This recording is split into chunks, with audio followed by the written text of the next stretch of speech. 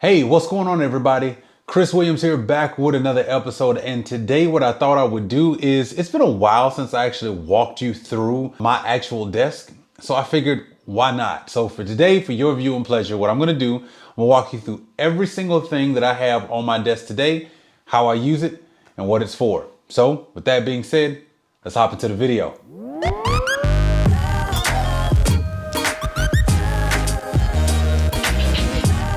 So I know it's been a while since I've actually given a tour of my desk. I mean, one of the things that I'm constantly doing is looking for ways to make things a little bit more efficient. So I've played around with a lot of different looks, styles, all types of things. But for today's video, what I thought I would do is just kind of share with you mine, and hopefully it will inspire you to tweak a couple of things on your end to make your life a whole lot better. Now, I do have to state up front, I do everything from my desk. All my Zoom calls, meetings, trainings, videos like this, everything is shot from my desk. So I had to make sure that it could be multifunctional and multi-purpose. With that being said, let's get into the first part. Let's just start with the most important part of my desk, which is the actual desk itself. This is a desk by Uplift. It is a sit-stand automatic desk. I seriously love this. One of the things that I wanted to be able to do when I was searching for a desk is I needed it to be big enough to kind of house everything that I wanted aesthetically and just all of the technology. But more importantly, I like a lot of space. So for me, this particular size, I believe this is like the 64-74. It's the long boy. It's pretty long. But what I also like about it is that I can do memory controls for each area. So right now I'm sitting, I have a setting for that. I have a setting for when I'm standing, and I'm 6'2", and it's a very, very comfortable look when I'm working standing up as well. But then also the cool thing is underneath the Uplift desk, you can add so many different components and parts and everything else that they sell separately. But I love it because I was able to kind of put all of my wires and all those things together. So this is a great desk. I chose to go with all white just because I like all white everything. So this has been great. It's got kind of a half moon cutout in the middle. It's easy for me to roll underneath. The other thing too is that it goes pretty high. So I'm 6'2", and I can almost get up to, you know, the bottom of my chest in order to, before it actually maxes out in height. It's pretty cool. I actually like this desk. The motor in it is not loud at all. The other thing that I also like is I got mine with the grommets built into the back. So I'm able to put all of my wires towards the back, but it's a really, really great desk. All right, so the next thing we might as well talk about is this monitor. Yeah, this particular monitor that I got is from Samsung. I actually did a whole video on the unboxing and setting it up. You can check that out up top. So you can kind of see how that went. But I have fallen in love with the ultra wide. This is a great setup. It allows me to have a lot of real estate. That was the big thing for me, was I needed real estate of screen size because a lot of times I'm running multiple programs. Now, the other cool thing that I like about this particular monitor is that it has HDMI ports in the back. It also does a lot of supporting for, you know, other things that I might need. I didn't need a whole lot, but that HDMI was great. Plugs right into my components nicely, plugs right into my Mac Mini, and I'll talk about that in a moment. I love this. Pretty simple right out of the box to put together, not that difficult, very lightweight, and again, just the picture quality of this particular one was second to none. I'm super happy with this purchase and I love it. Well, the next thing we might as well talk about is what this is actually connected to, which is my Mac Mini with M1 chip. Yes, I decided to go ahead and get a Mac Mini. I'll provide the video to that particular unboxing and why I purchased it in the first place. But it was a great way to have a dedicated space for a lot of my heavy lifting, YouTube videos, lots of other things that I do. This was a great buy. I would tell anybody, if you're gonna have a dedicated space at home, especially, you might want to consider getting you a Mac Mini with M1.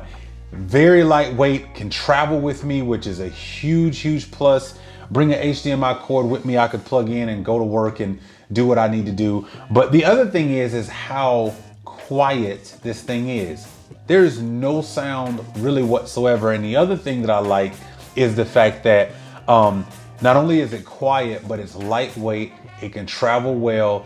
And I also bought this kind of additional stand. Allows me to have a couple of different ports added to it, a couple of HDMI, USB type A ports, one USB type C port, headphone jack, 3mm headphone jack, which is pretty cool. I also have a port for my memory card readers and a mini card reader. So that sits on top of that. Everything else is connected to the back, but I am super happy with this purchase. And now all of my work, as far as a workflow perspective, is done right here. Everything from Final Cut Pro I can have running, all of my screens I can have in the background running video items, along with, you know, pretty much everything else, no slowdown. It has been a tremendous find, and I'm super happy with it.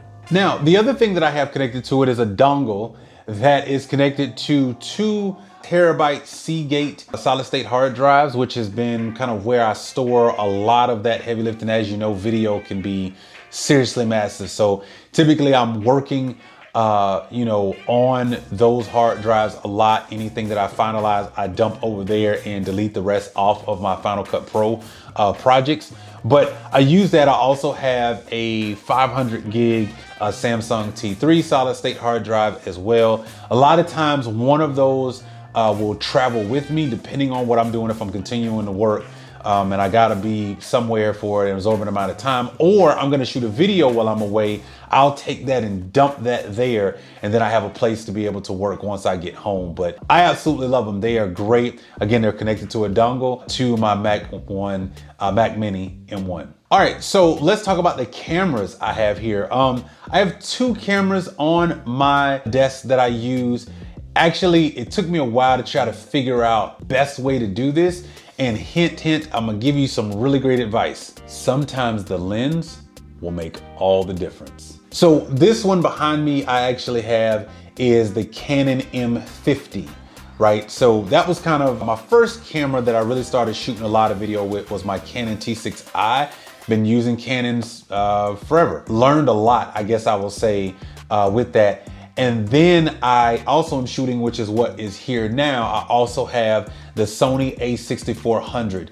The majority of my videos, probably over the last almost a year now, if you go back on my YouTube channel, have been shot with this Sony a6400. Everything prior to that was with either the Canon M50 or the T6i even prior to that. Stepped up, went with the Sony camera. I love both of these cameras, you know, together. I don't really, you know, focus on a whole bunch of details as far as the specs and all of that. What I care about is gonna give me a good quality picture and I'm gonna be able to work with it really well. These cameras have been great. Now, the kicker is the lens. So I actually have a Sigma 16 to 35 millimeter lens on both of these. Yes, so there's a Sony E-mount and a mount for the Canon version as well. Why did I do that? Because a lot of times I may travel with my Sony or I may travel with this one, and it's just, I'm gonna tell you, this particular lens does great outside, inside, you name it. It is by far one of the best lenses that I have gotten, especially as far as an investment. If you're saying you're gonna step up kind of your desk area with your camera, looks great. So that is what I've been leveraging as far as lens, and man, it has been the best purchases as far as getting a lens I've ever gotten. Now, the other thing that I do want to mention is that I have 2 other cameras. These 2 other cameras though are webcams. So I do have a Logitech C930 that I had been using for a long time. When I needed to do something, if I wasn't leveraging my DSLR to kind of interface through Ecamm. But I recently found the Elgato Facecam. Wow. I'll do a video review on this one here shortly and kind of share the look between this one and the Logitech. But I'm gonna tell you right now, this Facecam is not your traditional Facecam. It is simple to install. It has an entire interface just like you were working a DSLR. yeah, it's pretty cool. I use those for webcams, sometimes just giving me a different shot and a different feel, but that Elgato webcam, great for travel, great for a plug and play. It is by far one of the greatest webcams that I've ever used. All right, next up, we got to talk about my microphone. The microphone that I'm using now is the Rode GoPro 2s, just to shoot this video, but my main microphone that I use on my desk is a permanent sit, is my Shure SM7B on a Rode boom arm.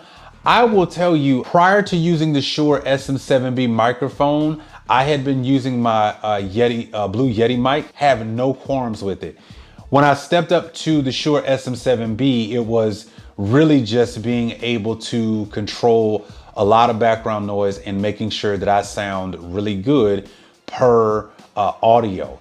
And so when I wanted to step up my audio game, that is what I had been using. I have it going through a cloud lifter, and it's also going into my Focusrite. So I do use a Focusrite because the Shure is an XLR microphone. But the cool part is that per USB-C connects directly into my Apple Mac Mini M1.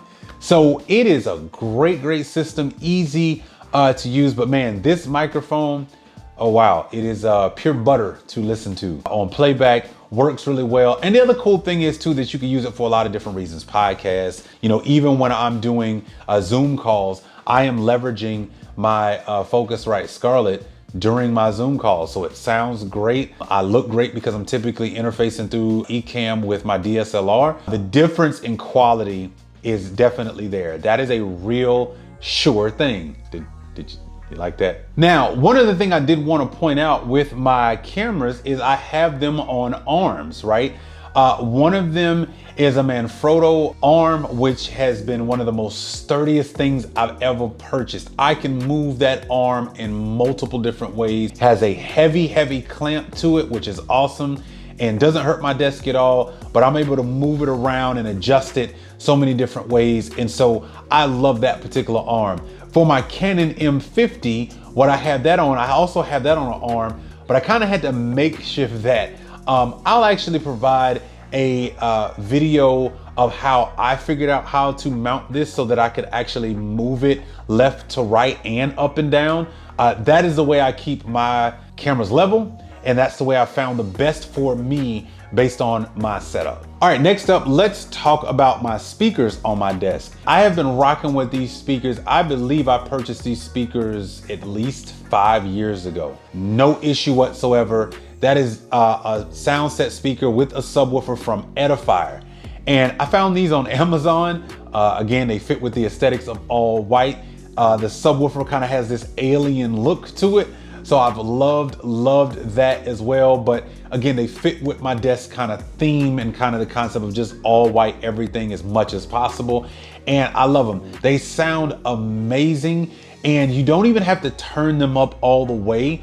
And in fact, I can't because it would be super loud. Found very surprising given that these are just simply plug and play. So I've loved them. I'm not switching up because again, they fit with the aesthetic, but also I love the sound out of them. They are absolutely amazing set of speakers. I've had them now for about 5 years. You will probably enjoy them too. They're very surprisingly loud. They do pick up on sounds if you're kind of into that sort of thing. Man, whether you're watching a YouTube video, whether you're watching some Netflix, or whether you're just kind of listening like I do to playbacks as I'm editing video, great buy, cannot go wrong. The next product that I want to talk about is a docking multiport by Brydge. It's called the Stonehenge. I purchased this when I was leveraging my vertical stand that I also bought from Brydge as well. I actually like it. It can power up a lot. Now, I will say the one thing that I noticed with this that got me a little worried was that it does get very warm to the touch if you're using it to not only power, but also try to interface in between things. It's not too bad, but it is very noticeable. I've absolutely loved it. Only came in gray, so unfortunately it didn't fit with the all white theme, but a great buy. Again, if you're trying to plug in multiple outlets to be able to work seamlessly without any lag or any drag, that thing has been an absolute great buy. Now I also do have underneath my desk several different ports because I needed it to power everything that is actually on the desk. But I also put a charger, a manual plug-in charger for my Apple 12 Pro Max. But I also have a wireless charger. So my wireless charger I found on Amazon, goes with the white theme, able to plug it in and put my phones there. I have found that it works a whole lot better with wireless Android devices. Using my OnePlus 9 Pro or using the Samsung Galaxy S21 Ultra with 5G, I have found that this particular charger has been one of the best. And by the way, it does charge really quickly. That has been an amazing thing to be able to find. And so a lot of times, if I'm looking for something to charge while I'm sitting and working, it's one of the best things ever. Now, for some aesthetics, I got one little fake green plant, and I also have my favorite companion, Baby Yoda, with me. That has been just a little small addition that I wanted to add, just to give it a little bit of touch of green. And of course, man, you can't go wrong with Baby Yoda sitting on your desk. So as you've seen in some of my previous videos, I've been really reviewing a lot of over-ear headphones that I've been able to get. Some of them I found is great. I'll put the link to the description of those above and below. But one of the cool things is with this desk, it's so wide that I can actually hang things from the underneath and actually be able to just grab it when I'm ready.